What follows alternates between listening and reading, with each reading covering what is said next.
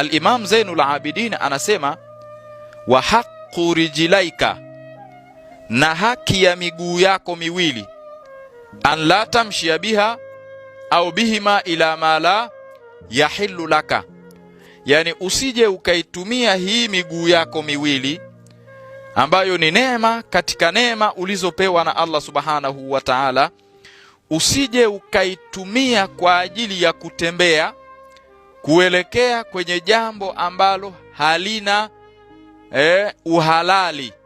yani jambo ambalo ni haramu,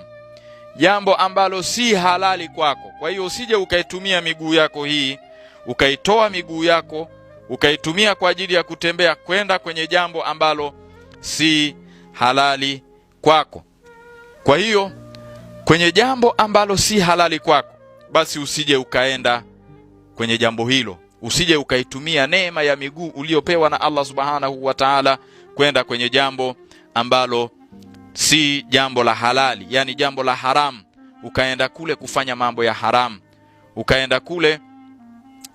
kufanya mambo ambayo hayafai. Kwa hiyo hii miguu usije ukaitumia katika jambo la haramu, kwa sababu miguu hii ndiyo ambayo utaitumia kwa ajili ya kusimama ala sirat, kwa ajili ya kusimama katika njia ambayo kila mmoja atasimama katika njia hiyo. Kwa hiyo tazama, angalia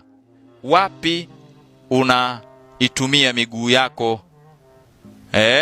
kama kipandwa cha kukupeleka katika sehemu hiyo. Kwa hiyo tuitumie miguu yetu vizuri